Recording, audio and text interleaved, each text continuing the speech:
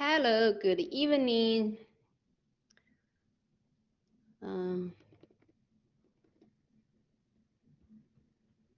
So today we're going to talk about partial fractions.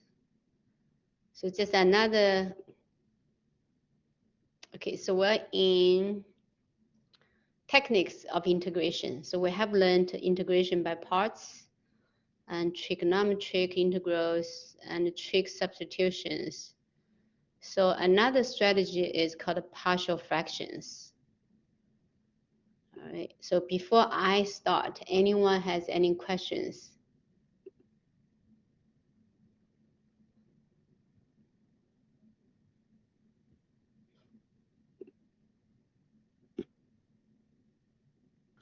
Hi, Professor. Yes. Are we supposed to be doing 10 questions per section in the homeworks or 10 questions altogether? 10 questions. That's a good question. Let's do 10 questions per homework. Per homework? Okay, thank you. You're welcome. Okay, so let's see. Paul cannot find recordings. Let me show you.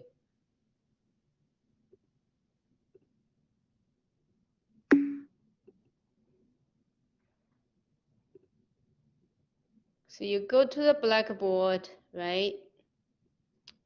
It's the same way as you get into class. You choose Blackboard Collaborate right here, right before you click in Classroom. You see these 3 bars here, the menu bar.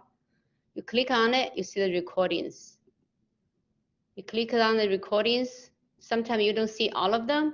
You just come here, choose recordings in a range. Then you can give time, right? So which week you miss, you could choose from there, all right? Okay, all right, let's see any other questions. 191, section 2.4. Okay, let's go to 2.4.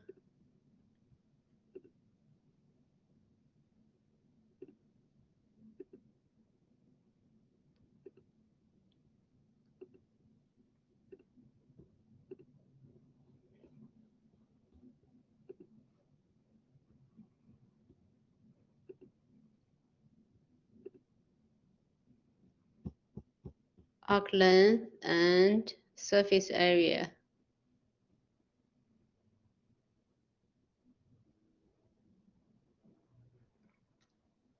Okay, find the surface area of the volume generated when the following curves revolve around the x-axis. Right. If you cannot find the integrals, use calculator to approximate. So let's see, y equals square root of x, so that's the function we work with. And from x equals 2 to x equals 6. Let's review the formula, how to find the surface area. Okay, I always start with the formula.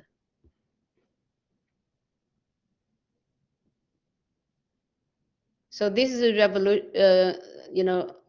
rotate with x-axis, with y-axis, but the question is asking for rotating with x-axis. So this is this one.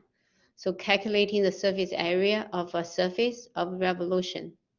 Okay, with x-axis, you see this x-axis here. So this one is saying, okay, y equals the square root of x over the interval 1 to 4. So your question is exactly same as this one. Okay, if you don't know how to do 191, go over this example 2.21. I'm not going to spend time for that one, okay, because it's just exactly same question as this one. This is from 1 to 4. You have to find it from 2 to 6. You just change the upper limit, lower limit. That's all. The rest are the same.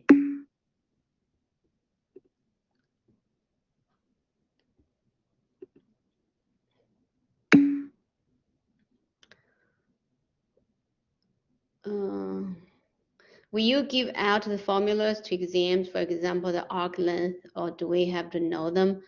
You know, Woodley, you better remember them. In the exam, yeah, in the exam, let's see.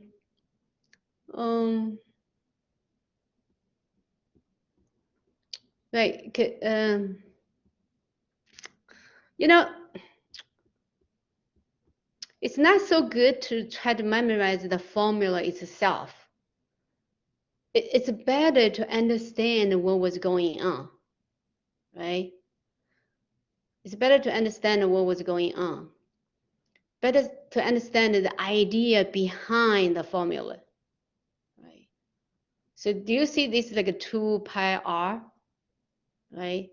What's 2 pi? You see f of x is the radius, right? You see the circumference. You see the circumference. Then multiply by what? Multiply. So you have length multiplied by width. So try to understand the concepts behind the formula.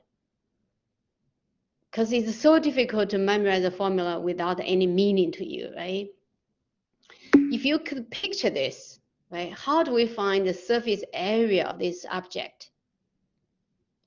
Remember the idea is to find the length to approximate each rectangle, area of a rectangle, right? So we use the disk method. Where do we get this area of rectangle? Length times width, right? How do we find the length? How do we find the width? Okay. In that way, when you understand the idea of it, you know, you don't really need to remember the formula. But yeah. Okay, all right. Any other questions?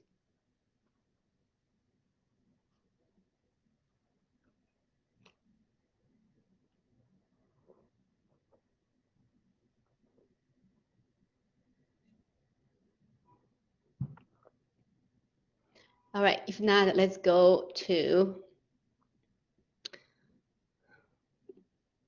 integration by partial fractions.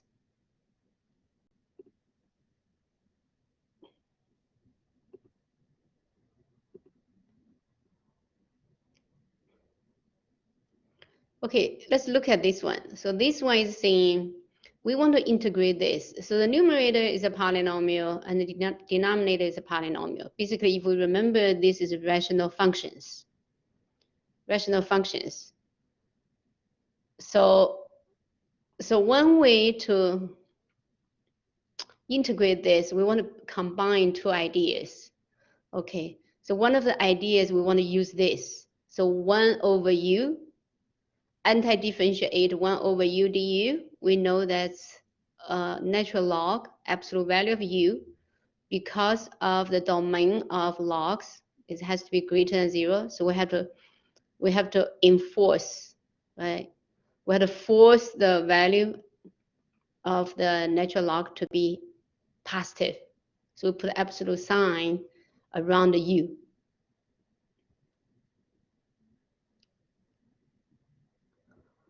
So let's see this one. So the denominator, we see we can factor. We can factor into two linear factors, right? So we could factor as x minus 2, x plus 1. So if we have that, right, if we have 1 over a linear factor plus another 2 over a linear factor, and then we can use this formula, right? So 1 over, because even this 2, right, this 2 we can factor out the integration sign. If we have 1 over a linear factor, and we know we want to use this one, that's ln absolute value of the denominator. So in this case, we can factor as 1 over x plus 1 plus 2 over x minus 2. So that's ln x plus 1 with absolute value sign, and 2 of ln absolute value sign x minus 2, then plus a constant. So how do we find this one? How do we know 3x over x squared minus x minus 2 equals 1 over x plus 1 plus 2 over x minus 2? So this part is called partial fractions. Let me see if we have this. Okay, we don't have. Let's go to the whiteboard. So let's go to the whiteboard to see how do we know that.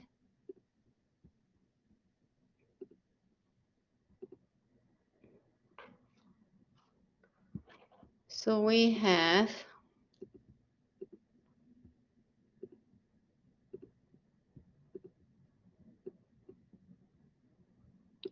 3x over x squared minus x minus 2, right? So we want to, so this one we can factor as 3x over, because the denominator we can factor as 2 factors, x minus 2, x plus 1.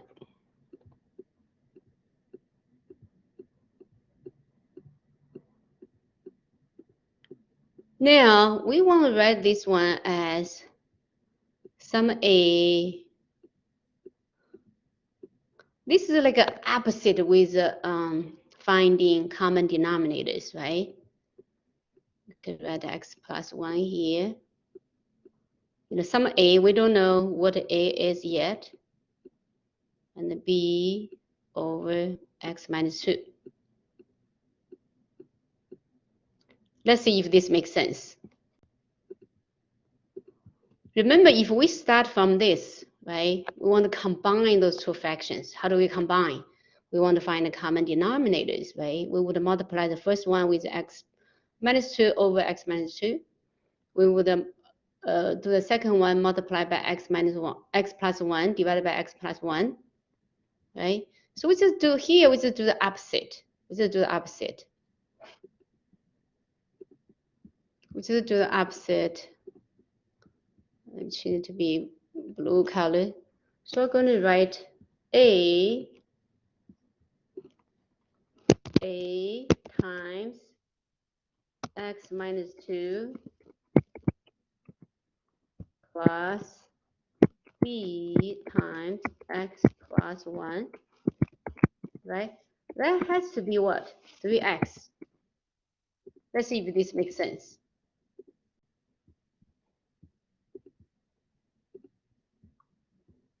So we do this, x multiply x plus 1 over itself, right? I mean x minus 2, what I'm talking about.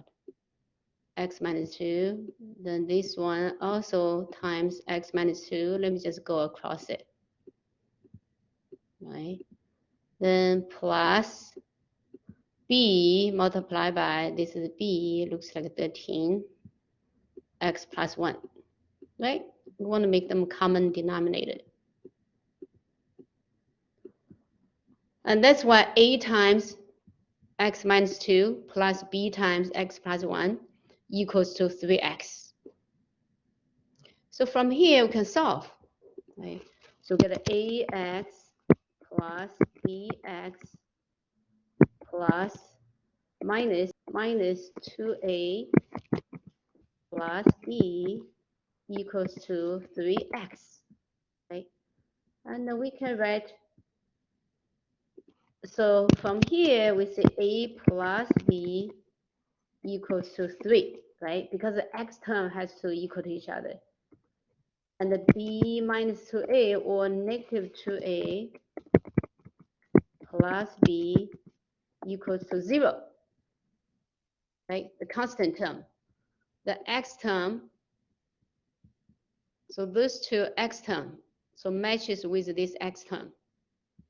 And this is a constant term. Well, what's constant term? Constant term is 0, right? We don't have a constant term on the right-hand side, so that's just equal to 0. So that's why a plus b equals to 3, right? And then minus 2a plus b equals 0. Okay, anyone has any questions?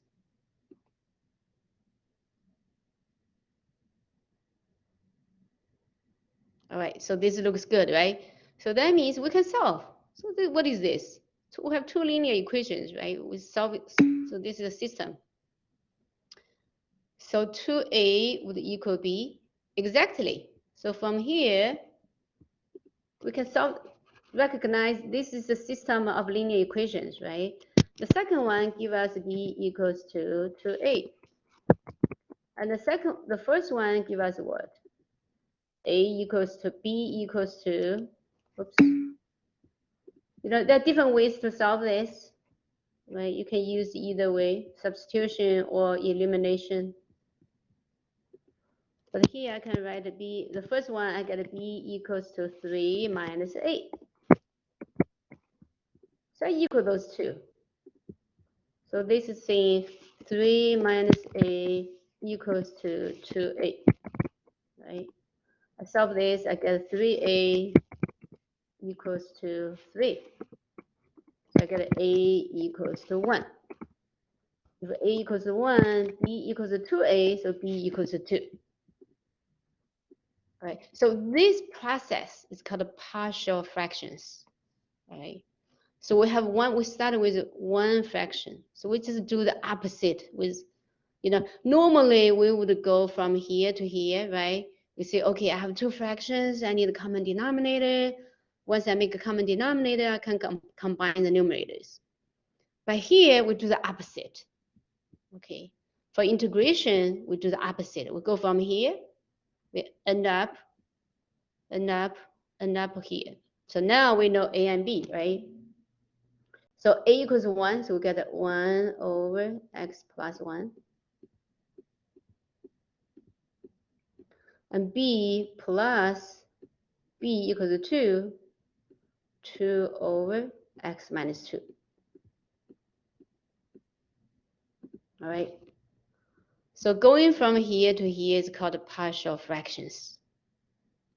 Right? Normally we go, before we would combine, we need a common denominators, right? We want to combine those two fractions, but now we're doing opposite way.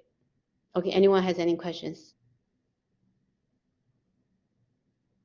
Okay, let's go back to our textbook.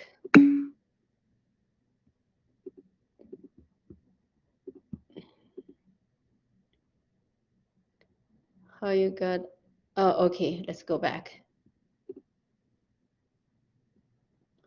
All right. So the denominator affected as this, this, right? X minus 2, x plus 1. Then I'm thinking I want to, because I have two linear factors in the denominator. So I want to write this fraction as this,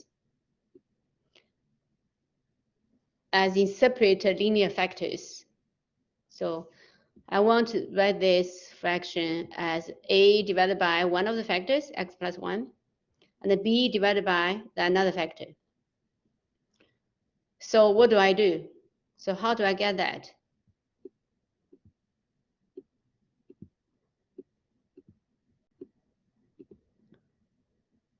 So here, but you cannot see. So this one here, this one, I need to multiply by x minus 2, divides itself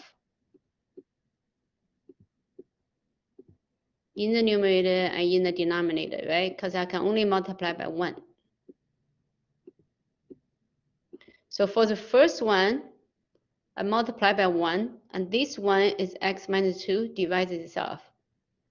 For the second one, I multiply by x plus 1,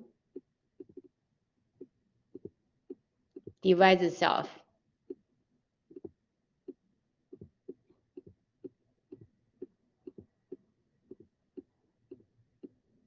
Right? In this way, I have a common denominator.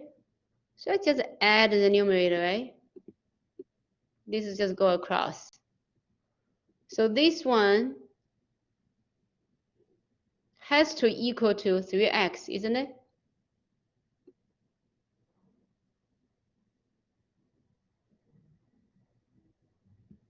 Does this make sense? James? So this process is called, right, partial fractions, okay?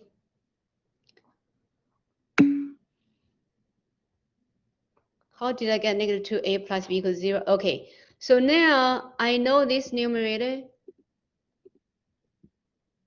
I know this numerator, a times x minus 2 plus b times x plus 1 has to be the numerator 3x, right? So I could equal them. because my denominator is the same. This is my denominator, you know, this is my denominator.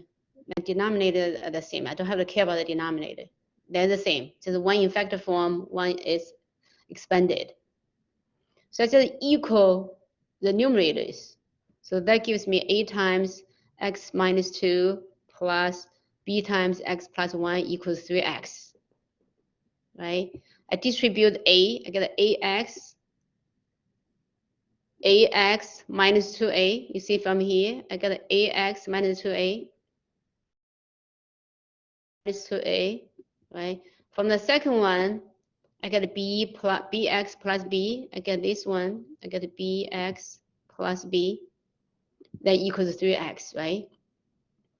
So my left-hand side and my right-hand side terms have to agree. You see the x term, I have ax plus bx. That equals 3x.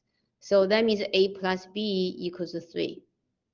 And negative 2a plus b has to equal my constant term. I don't have constant term here, so that must be 0. So that's why negative 2a plus b equals 0. Does that make sense? Okay. All right. Any other questions? Then with those two, so the process gives me two linear equations. So remember we call this system of linear equations, and we can solve, right? Doesn't matter, you could use substitution method or elimination method. You solve A equals 1, B equals 2. So that means this fraction can be separated as 1 over x plus 1 plus 2 over x minus 2. So this process is called partial fractions.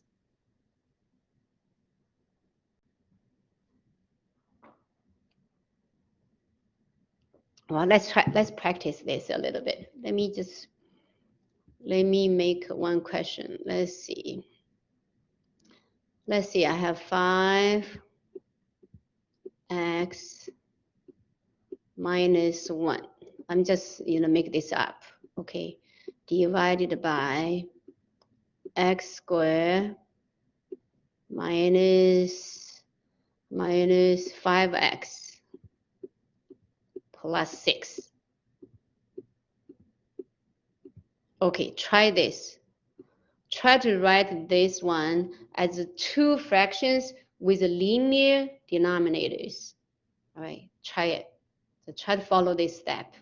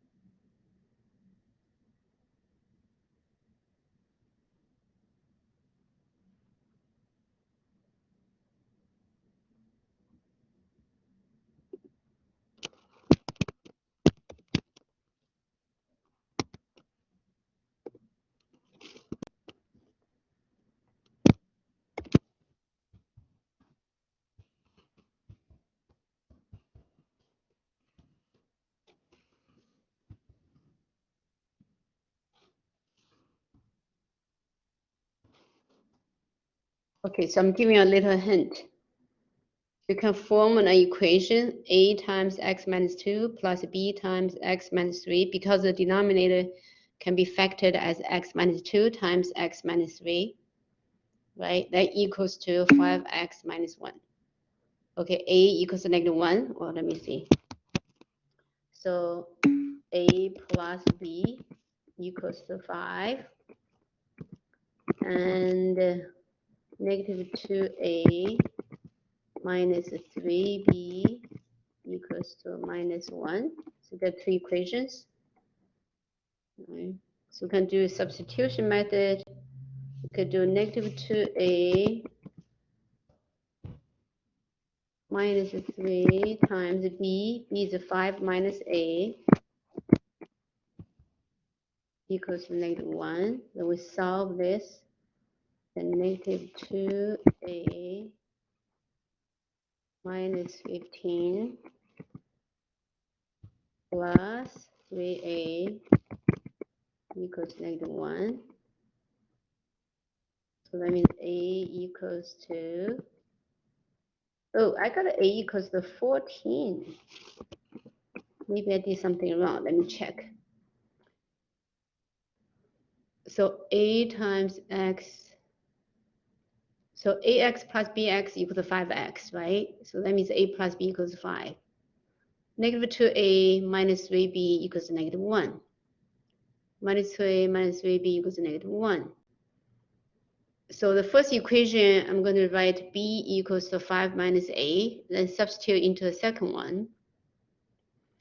So I get negative 2a minus 3 times 5 minus a equals to -1. Oh, okay, Ali agree with me. All right. So b equals to 5 minus a, 5 minus 14, -9. Oh, okay, so Paul agree with me also. All right.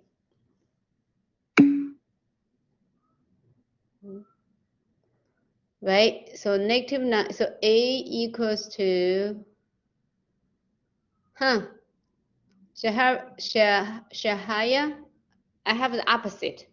I have 14 over, oh, hold on one second, what do I have? Oh, yes, I agree with you. So a equals to, so that's negative, a equals to 14, 14 over x minus 3 minus 9 over x minus 2. Yes. Okay, anyone has any questions? So, right, so this process is called partial fractions. So we do the opposite as we did before. Anyone has questions?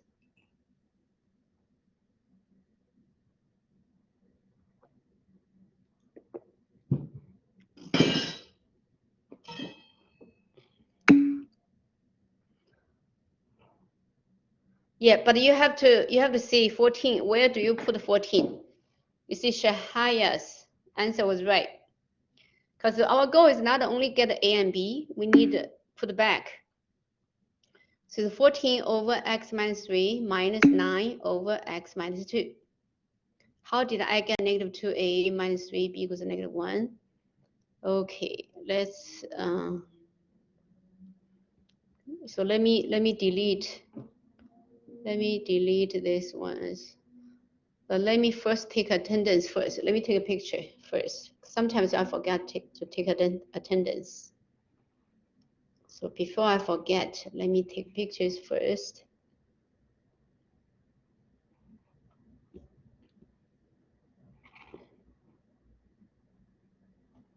All right.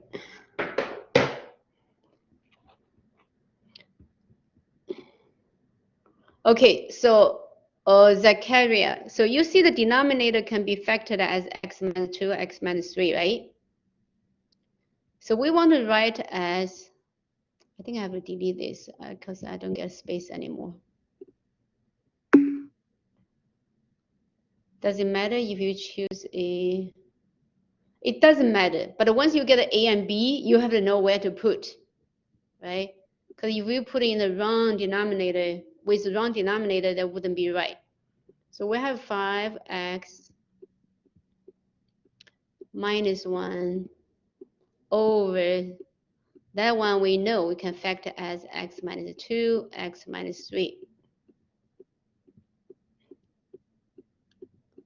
And we want to be able to write this one as a over x minus 2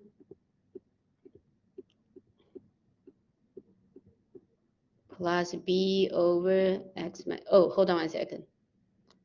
In the chat, I did something else. In the chat, I call this b, that a, all right? So let me change this. So a over x minus 3 plus b over x minus 2. It doesn't matter which factor. It doesn't matter. I just want to be consistent with what I type in the chat, all right? You could do a over x minus 3, or you could do a over x minus 2, because a and b just placeholders, right? Just our variables. But now we can write a times x minus 2 plus b times x minus 3 equals to 5x minus 1. Let's see if anyone has a question with this.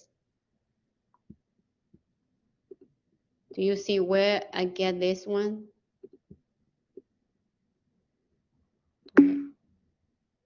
Okay, so once we have this, we just combine the x terms. Do you see the x terms? We have a plus b x. And the constant term, what do we have? The constant term, we have negative 2a minus 3b, right? Equals to 5x minus 1. Now we just match. Just match up. So the x term is a plus b, and here is 5. The constant term is negative 2a minus 3b. On the left-hand side, on the right side is negative 1. So we just write a plus b. From there, we form system of equations equals to 5, negative 2a minus 3b equals to negative 1. Does this make sense? We have system of equations, so we can solve from there, all right? So once we solve, we get a equals to 14, b equals to negative 9, right? Right. Oops. Why? B equals to negative 9. So when we write back, we have to be careful. A is 14, right? B is negative 9. But be careful with this. If we write negative 9 over x minus 3 plus 14 over x minus 2, that would be wrong, right? So be careful with that. Okay, anyone has any questions? So this is 14 because that's our A. So minus, we could put a minus over here, right? Minus 9. Minus 9. This is a 9. I'm sorry, I couldn't make it better. Minus 9 over x minus 2. Anyone has any questions? Okay. All right, so let's go back to our textbook.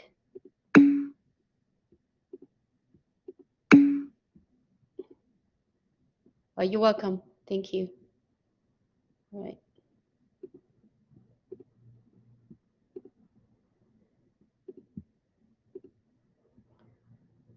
Okay, so this one, 3x over x squared minus x minus 2 can be split into two fractions with a linear denominator, right? So with a linear denominator, we can use this formula, right? 1 over u form.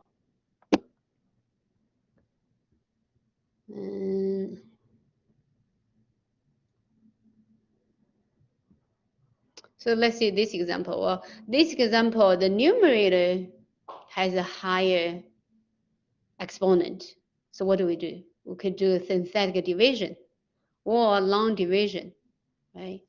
If the numerator and the denominator, if the numerator has a higher exponent than the denominator, especially in this case, we see this case is perfect because the denominator is a linear factor. Right? It's a linear factor. So what do? We just divide. You could just use long division, or if you remember, you could use a synthetic division very quick, right? Use long division or synthetic division, we get this. So x squared plus 3x plus 5 divides x plus 1, we get x plus 2 as a quotient. We have a remainder of 3, so that we write as 3 over x plus 1, right? So we just split into this. We know exactly how to integrate x, how to integrate 2. Then 3 over x plus 1, we use natural logs. So we get a half of x squared plus 2x plus 3 times ln absolute value of x plus 1 plus a constant term. All right. Anyone has any questions about this?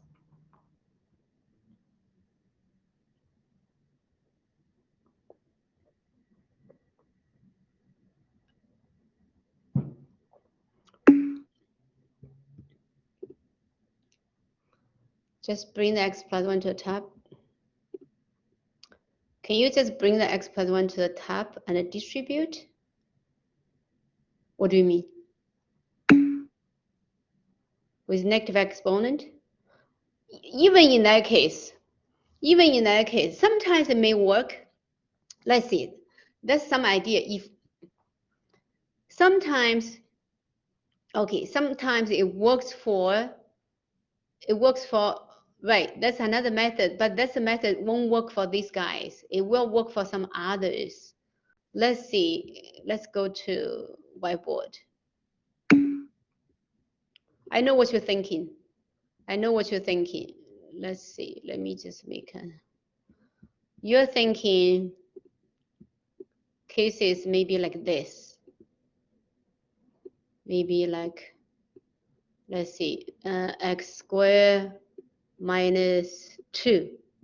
Then I have x dx. Let's see the difference between this one and the one we're talking about right now. Okay, see this one, right?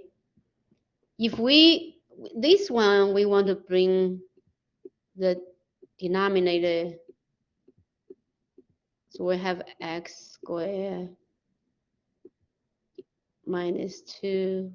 Oh, hold on a second. It won't work. This is not a good example. Minus 1. This is not a good example. This we have to use u substitution. Right? We can just go ahead and use u to substitute the denominator. We call the denominator u, right? Then the du will be 2x dx. Right? So we have to offset with a half. But your thinking is somehow I could not come up with, or maybe like this. Like this. Let's put this way. Let's see.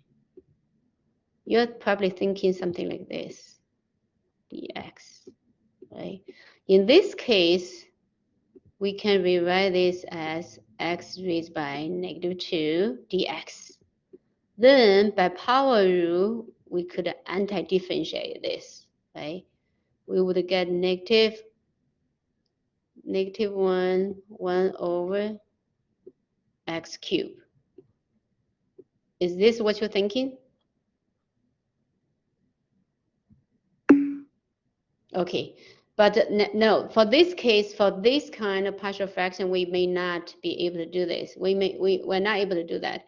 If we're able to do this, we would do this way. This way is much easier, right? So that's why we need partial fractions, right? Okay, but it's good thinking, good thinking.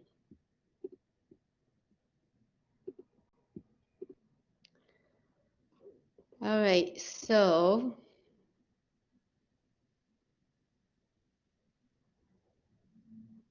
okay, so why don't we all try this one, 3.17. Just practice So this one, we have linear factor in the numerator, we have linear factor in the denominator. You know, we want to rewrite, actually, let me do this one. So what do we want to do? We want to simplify, let me type in the chat. So we want to rewrite x minus 3 to be x plus 2 minus 5. Okay, you see that? Then when I do x plus 2 minus 5 divided by x plus 1, I would get 1 minus 5 divided by x plus 2. Okay, or you could just use long division. Right? You use a long division, then you see you have a remainder, or synthetic division. You have minus 5 as a remainder. All right. So if the numerator and the denominator has the same, the leading term, let's see the degree of the numerator and the degree of the denominator are the same. So we can always factor out a constant term. We can always rewrite it and factor out a constant term. So this one, this integral, we would write as 1 minus 5 over x plus 2. Then anti-differentiate, 1 becomes x, and negative 5 over x plus 2 becomes negative 5 ln absolute value of x plus 2. Does that make sense? So let me just go ahead and anti-differentiate. So we would get x minus 5 ln absolute value oops, what is absolute value? Absolute value of x plus 2. Then plus some constant term. Okay, so 3.17 is x minus 5 times ln absolute value x plus 2 plus a constant term. Anyone has any questions? Okay, let's keep going. So basically, right, a rational function can be written as a linear factors, you know, provided the denominator q of x can be put in a factor form, can be put in a linear factor form. Okay. If the denominator can be factored as a linear factors, so that means the rational function can be written as this. Let's see, 3.29. So the denominator we see we can factor out x, right? Factor x, then we have x squared minus x minus 2. Then we can factor as x minus 2, x plus 1. So that means this denominator can be factored as 3 factors, 3 linear factors, right? X minus 2, and x plus 1. That means the integrand can be written as a over x plus b over x minus 2 plus c over x plus 1. We would go through the same process, but for a, for the first fraction, we would do a multiplied by x minus 2, x plus 1. For the second one, b, the denominator missing x and x plus 1, so we would have b times x plus 1. And the c, for the c term, for the c divided by x plus 1, we would need x times x minus 2. Right? Then the numerator, the denominator is the same, so the numerator has to agree. So we just equal the numerators on both sides. Then we form linear equations. But here we have A, B, C, 3 terms, 3 variables, 3 variables. And we have x squared term. You see, we will have 3 equations, right? Because we have a square term. On the left-hand side, we don't have a square term. So that means the coefficient of the square is 0 on the left-hand side. So we would form 3 equations. We would have ax squared plus bx squared plus cx squared equals 0x squared, which means a plus b plus c equals 0. That's first equation. Second equation is for x term, right? Coefficient of x term.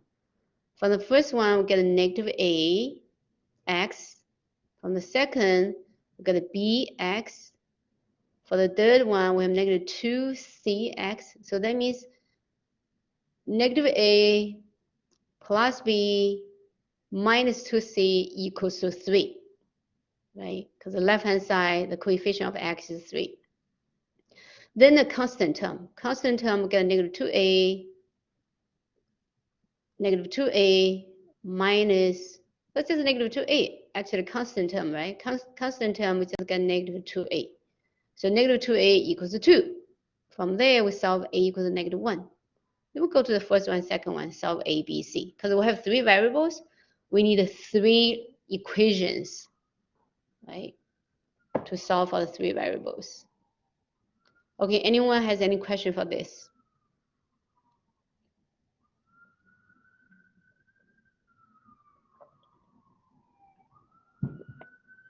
Okay, keep moving. Oh, okay, so in this case, we see we have a plus b plus c equals 0, negative a plus b minus 2c equals 3, negative 2a equals 2. So first we solve a equals negative 1, then we get the b plus c equals 1, b minus 2c equals 2. So we have 2 variables with 2 equations, we can solve from there. Yeah, so solve for ABC, we get ABC. Right? We can just put back into the equation. So now I have this, negative 1 over x plus 4 over 3 times this. Then it's 1 over 3 times x plus 1. Then we can apply, anti-differentiate this. We get the logs for each one. Okay? Negative log absolute value of x. So we get 3 natural logs, then plus a constant term. So anti-differentiate irrational functions. Right? If we can factor the denominator into linear terms, we want to do partial fractions, then we use natural logs. Anyone has any questions?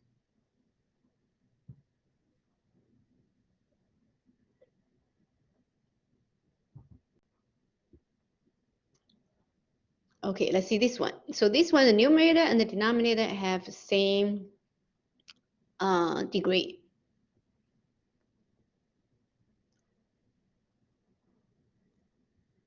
Have the same degree. So we use long division or synthetic division, right? So find out we can always factor a constant term. We can always factor a constant term. So which means we can rewrite the numerator as x squared minus 4, then plus 3x plus 5, right? Then x squared minus 4 divides itself, that gives us 1. Then the rest is just this. And with this, the second one, the denominator can be affected as x plus 2x minus 2, right? Then we go from there. So we get a 1 plus, right? So in the end, the integrand becomes 1 plus, right? This one with denominator x minus 2, and this one partial fractions with x, denominator with x plus 2. Then we anti-differentiate. We just get x plus 2 natural logs plus a constant term.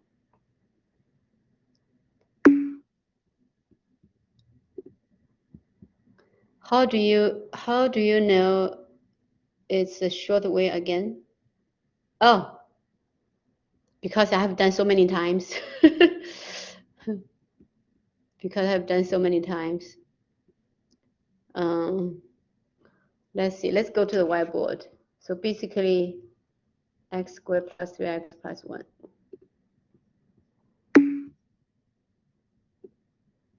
Let me just show you to see if it makes sense. So the numerator, we have x squared plus 3x plus 1. It's actually very easy. Divided by x squared minus 4, right? So I see the degree are the same. So the degree of the numerator is 2, degree of the denominator is 2. I want to rewrite x squared minus 4 in the denominator. And the numerator, I'm going to write in 2 parts. So manufacture x squared minus 4. Then plus 3x. So I do minus 4 plus 4. So plus 4 plus 1, that gives me 5. Right? Plus 4 plus 5, that's still plus 1, right? I just read in this way. Then when I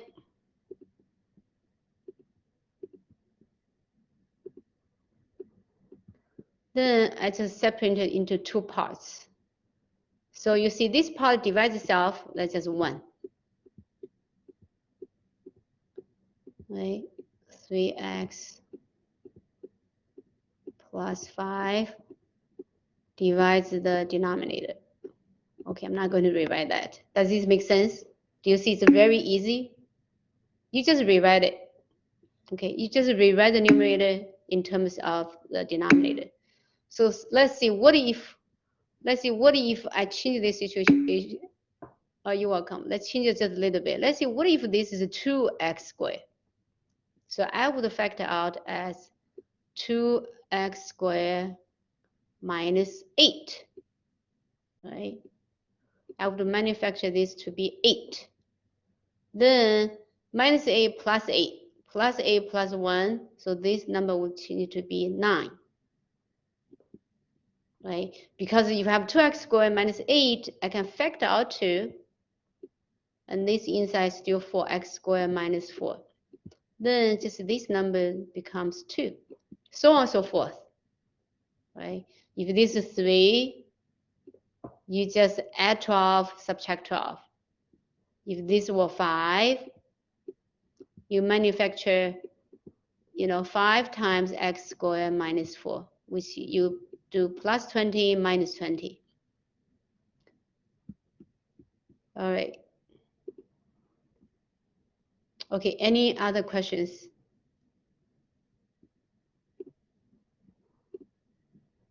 Okay, let's go back.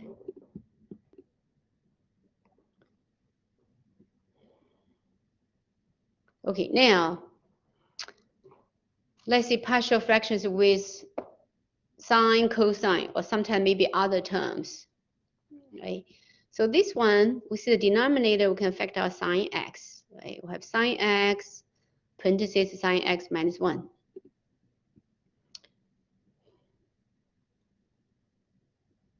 Or we could change to be like this, cosine x dx, we can change to be du, and let u substitute sine x. Then we can write in this case.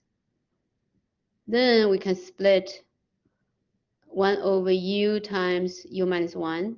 Right? We do partial fractions. We get minus 1 over u plus 1 over u minus 1. Which is a negative 1 over sine plus 1 over sine minus 1. Right?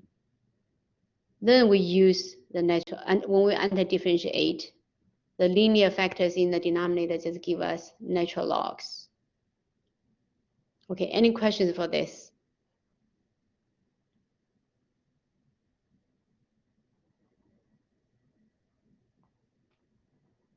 So this is just one more step, right? We substitute sine into u, and cosine x dx becomes our du.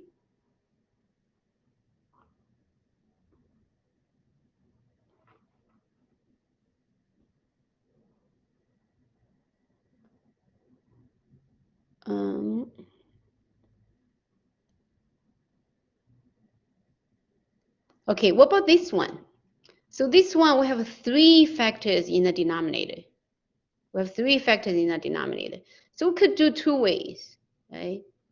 We could separate it into 3 linear factors.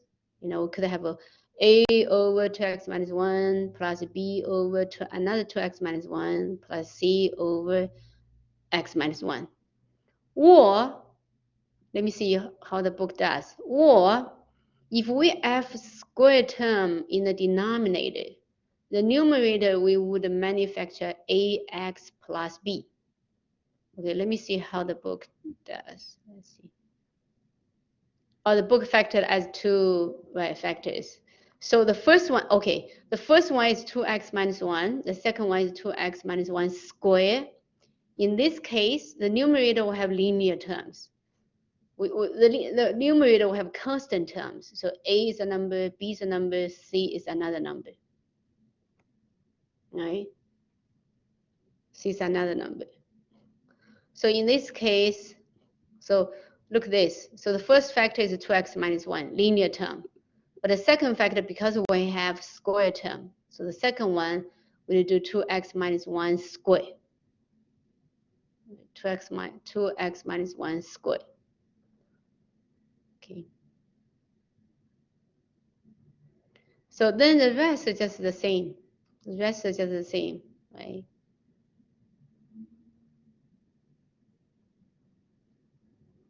The rest is just the same. So we have A, B, C, 3 variables. We solve for the 3 variables, we form equations. The rest is just the same.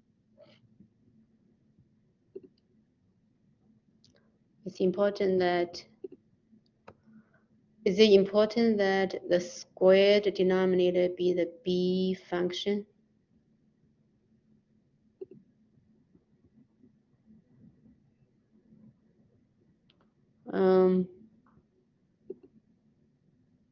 Is it important that square denominator be the b part, you mean?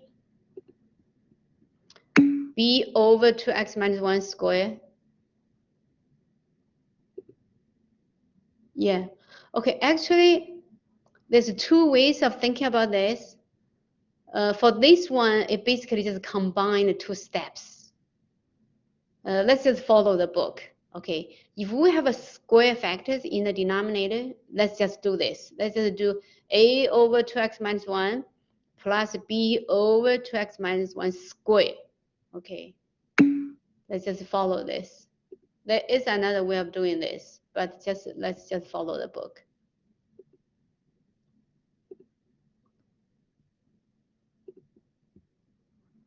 All right, then the rest is just the same, right? So a, we're missing one of the factors, 2x minus 1, then times x minus 1. B, we're missing x minus 1, so we do b times x minus 1. C, we're missing for the c term, we're missing 2x minus 1 squared, so we do that. That equals the numerator, x minus 2. Then we form 3 equations, right? One is the coefficient for x squared. One is the coefficient for x, one is a constant. So I have 3 equations, 3 variables, guaranteed, solvable.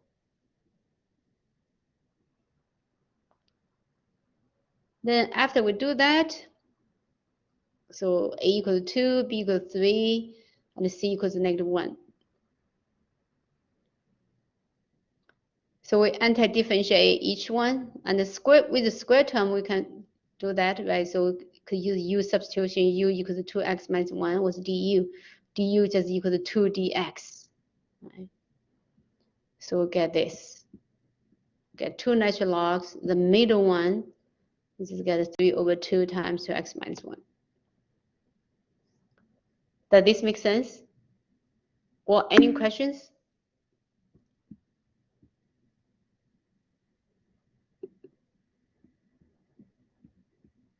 You see the middle one, just like someone mentioned, I think Paul mentioned it before. So why don't we do denominator raised by negative numbers, negative exponent? You see the middle one, we can do that because the dx, is a, what do you call it? It's a constant, right? It's just 2 dx. So we can do that. Okay, so now we have a cubic, we have square. So for this one, we have to have 3 factors, right? We have a over x plus 3, linear factor. Then we have b over x plus 3 square. Then we have c over, because this x raised by 5, you see what's the leading coefficient in the denominator? What's the degree? What's the degree in the denominator? It's degree 5 polynomial, right? Degree 5. So we have to have that. I'm only talking about the denominators. Okay, we'll have a linear denominator x plus 3. We'll have a linear denominator of x minus 4. We have a square of x plus 3. We have a square of x minus 4. Then we have 2 square denominators. Then we have 1 cube, x plus 3 cube as a denominator. So how many? We have 5. So we're going to be dealing with 5 variables. So this is just asking us to set up, all right? So we set up as a over x plus 3 plus b over x plus 3 square plus c over x plus 3 cube plus d over x minus 4 plus e over x minus 4 square.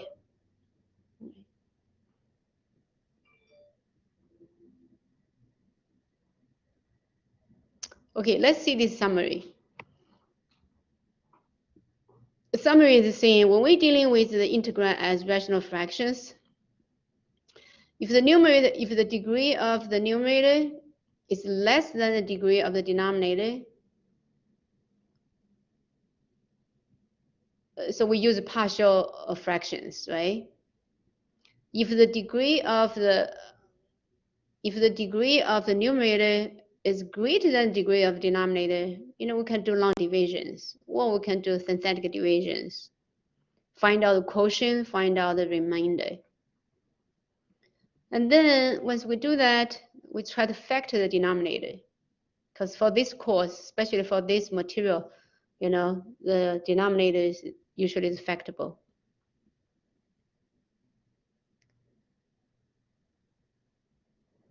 So once we do that, right, we just set up linear equations, set up a system of equations, then solve the variables. Okay, so this is talking about this. Sometimes maybe the denominator is a quadratic form. If it's a quadratic form, and if the quadratic form cannot be factored, so what do? We would do the numerator has x term plus a constant. Okay, this is something I actually want to talk about. So we have we have x term in the numerator. So before, when we have a linear term, that if those denominators are linear terms, and the numerator is just constant a1, a2 up to an just constant. Because if it's not a constant, if it has x term, we can always do a long division to factor out a constant, right? To have a quotient.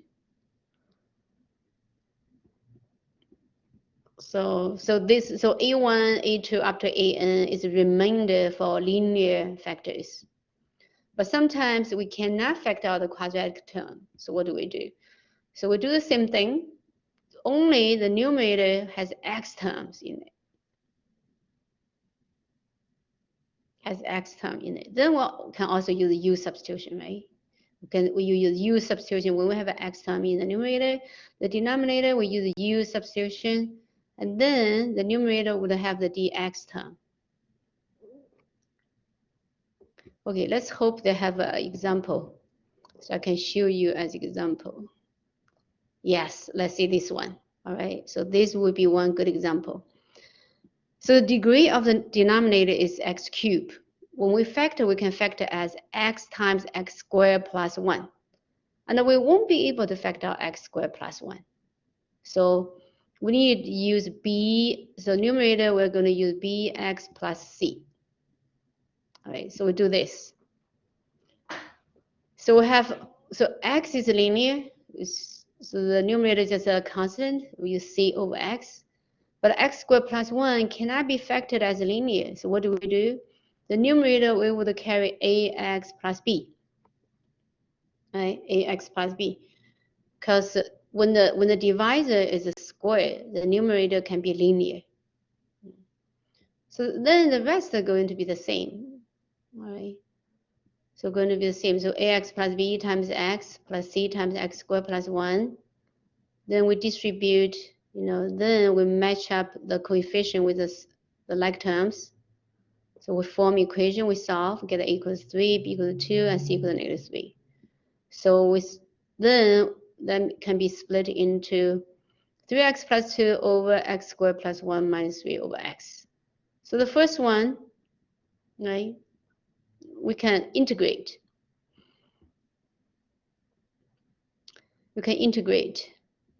So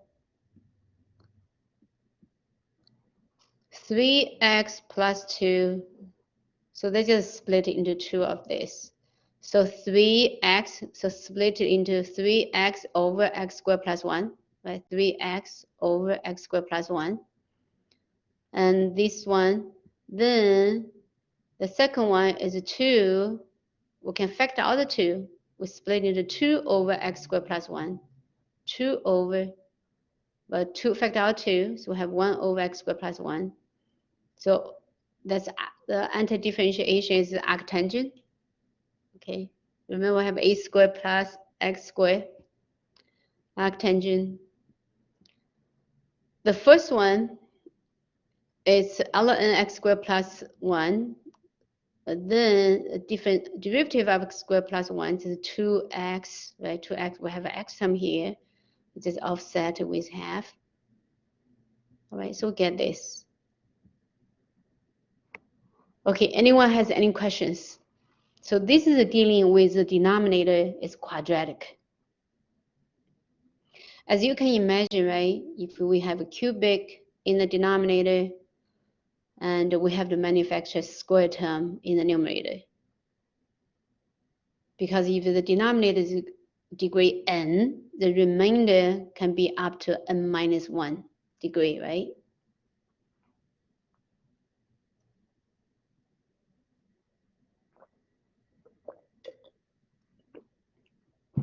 Okay, any questions?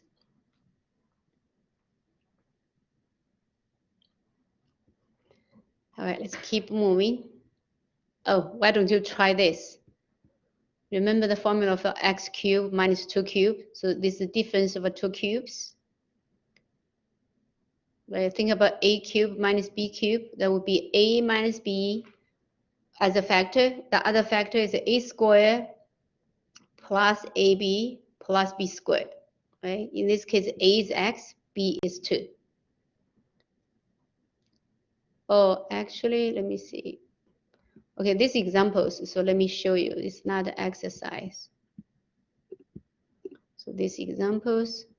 So difference of 2 cubes.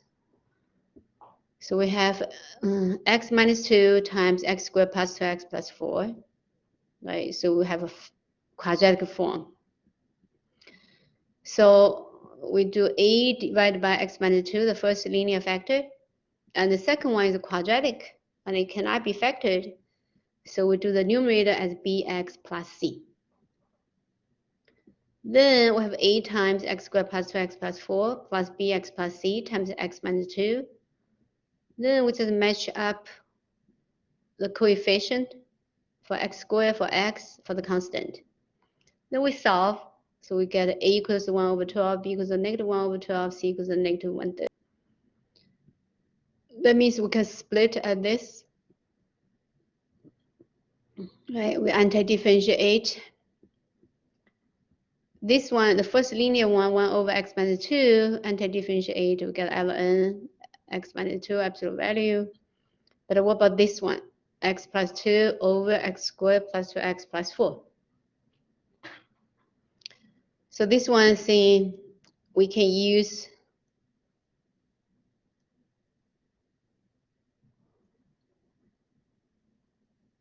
I think there are 2 ways of doing this, right? Oh, no. All right, we have 3 terms. So if we want to use any trigonometry substitutions, we can only have 2 terms. So what do? We complete in squares, right? So we rewrite x squared plus 2x plus 4 as x plus 1 squared plus 3.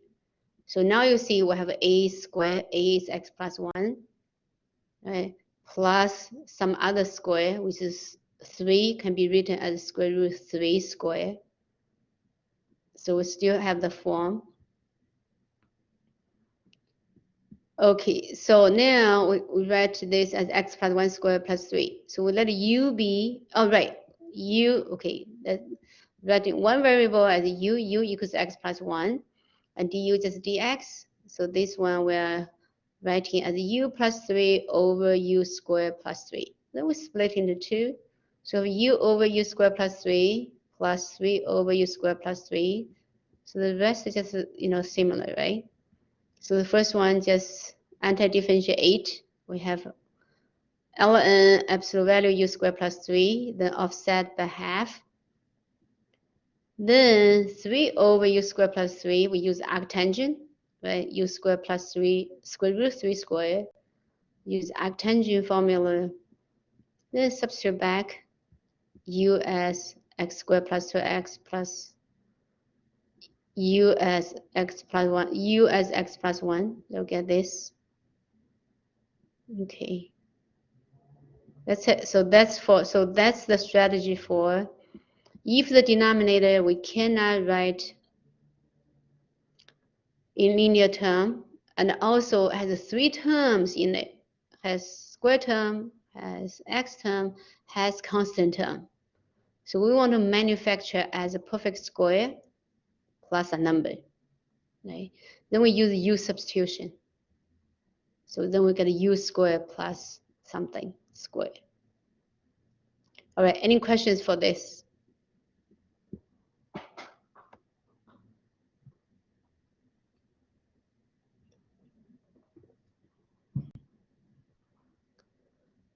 All right, keep moving. Let's see this one. Finding a volume. Finding revolving a region enclosed by the graph of a rational function with x-axis over a certain interval about the y-axis. So we want to sketch that. So x squared over x squared plus 1 squared from 0 to 1. This is bounded by this graph and x-axis over the interval about y-axis. So we want to revolve about y-axis. So from 0 to 1, and the graph is this, x squared over x plus 1, x squared plus 1 squared, and bounded with x-axis, so we have this region. Then we want to revolve this with y-axis. So we want to find the volume of that. The disk method, right? 2 pi r squared. So what do we have? So 2 pi, because we want to, what's our x? What's our r, radius? Or radius, because when we revolve with x, with y-axis, right, our radius is just our x. So 2 pi r, the radius of our x, 2 pi r, multiplied by x squared over x squared, the f of x, 2 pi r, f of x. F of x is x squared over x squared plus 1 squared. Then we get to 2 pi x cubed over x squared plus 1 squared. So the denominator is degree 4. The numerator is degree 3. That means we can, well, we want to use partial fractions. So we have a denominator x squared plus 1. Then we have x squared plus 1 squared. So we have, so the numerator will have ax plus b and cx plus d. So we have ax plus b times x squared plus 1 plus cx plus d, right? That equals to x cubed. Then we solve this 4 equations with 4 variables. We get a equals 1, b equals 0, c equals -1, and d equals 0. So we want to rewrite x cubed divided by x squared plus 1 squared as x over x squared plus 1 minus x over x squared plus 1 squared. Then we anti-differentiate this, we get natural logs. We get natural logs. The second one we'll use u substitution, right? U substitute x squared plus 1. Then du equal to 2x dx. We anti-differentiate that, we get a rational function. So we evaluate from 0 to 1. So we get this. Okay, anyone has any questions?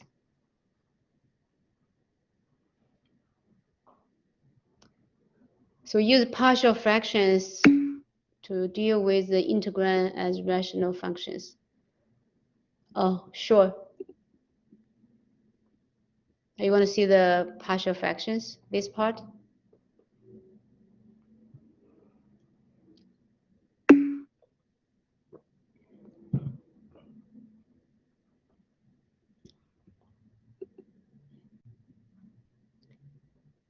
Solving for A, B, C, D, right. For A, B, C, D, the book skipped, but the process is the same, right? This term, so we have ax plus b times x squared plus 1, right? Cx plus d, we don't have to multiply anything because the denominator is already common denominator. So just cx plus d. We just have to FOIL it. When we FOIL it, we get ax cubed, right? Plus bx squared plus ax plus b, then plus cx plus d. So that means a equals 0.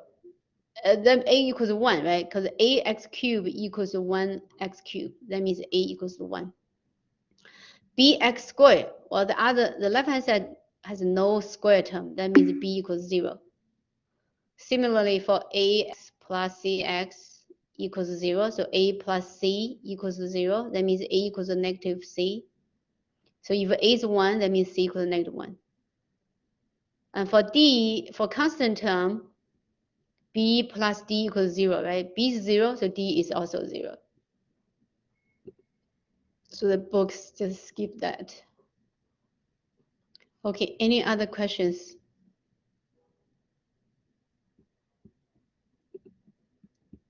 All right, let's keep going. All right, why don't you all try this?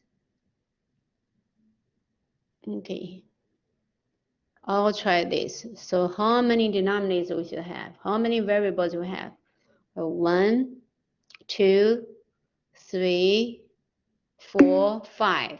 I see 5. You're dealing with 5 variables. Okay, let's all try it.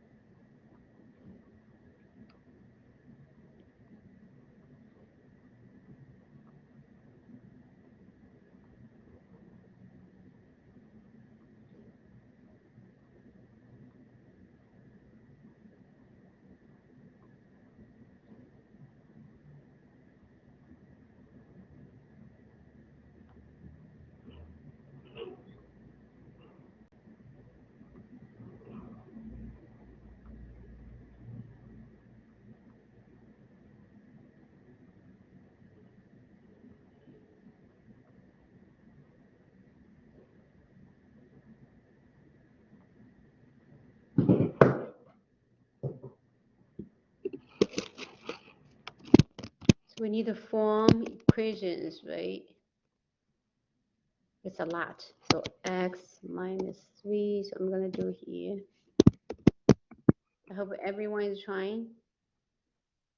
Minus 3 squared x squared plus 4 squared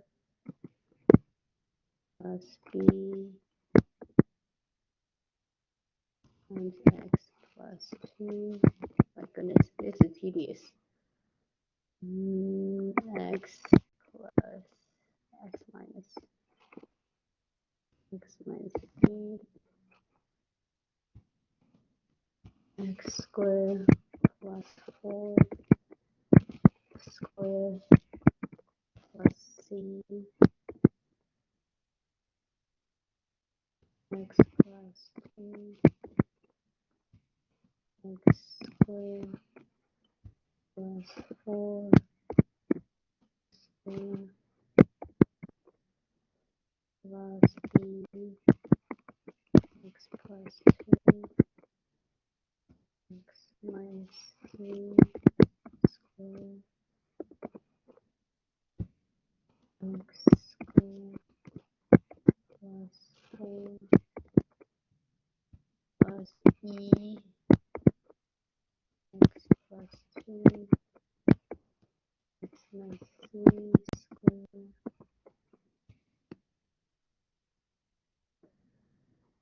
That's it.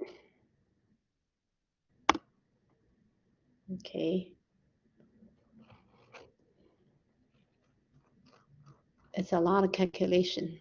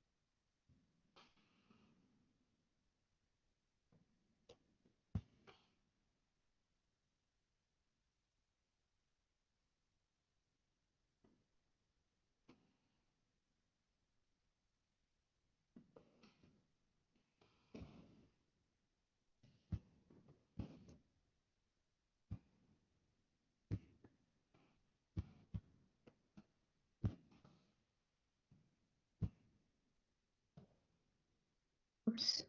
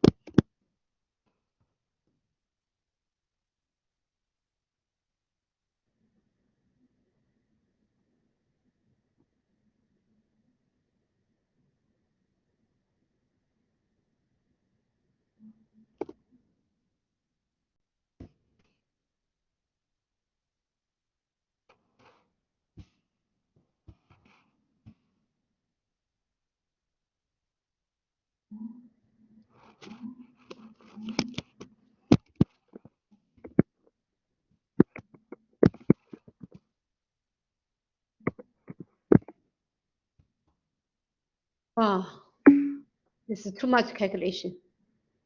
Whoa, okay, go let me got it. Oh, okay, you have this. Oh, we don't need to expand the denominators. Okay, hold on.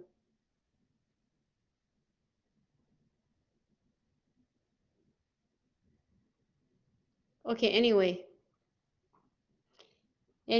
try this on your own, okay? There's gonna be so many variables. So 5 variables and a lot of calculation for this. All right, so I'm going to give you homework 8, I think. All right, this one is not right. It's just a lot of time. It's just very time consuming. It's just for practice, okay? It's not for exam. All right, anyone has any questions? So this is partial fractions, very important techniques for integration.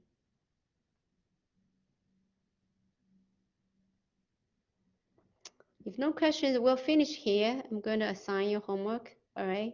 Professor? Yes. Oh, when is the midterm? The midterm, hold on 1 second. 17th. Yes, midterm is March 17th, 2 weeks away. 2 weeks away. So the review is just your homework, okay? So I'm not giving you extra review, just the homework. So I'm going to pick and choose from the homework. Maybe change some numbers. All right?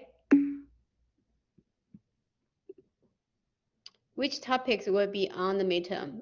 Until we finished. Hold on. So we'll be on 17th, right? So we'll be, so 15th, we're going to do review. Hopefully you have questions. So the material will finish by 10th. Okay, we finish it by 10th. So maybe we finish, I don't know, let's see.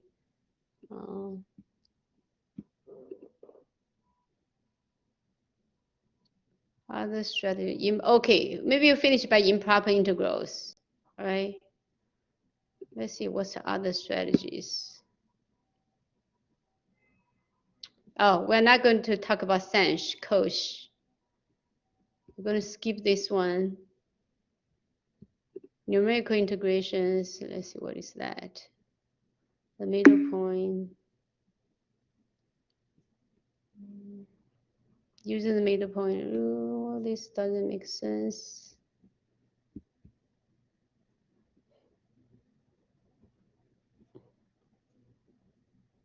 Yeah, we're going to skip this. So next one, we're going to talk, so, right. So chapter 1, 2, 3, let's say 3 chapters, all right? How many questions are there going to be? Probably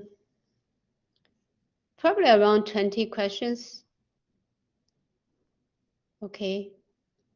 Probably around 20 questions, because in 2 hours, I mean 1 hour, 15 minutes, 20 questions. At the most. Okay, at the most. Okay, any other questions?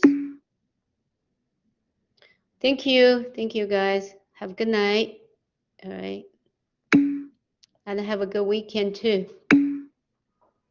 Time passed by super fast. Okay, good night. Good night.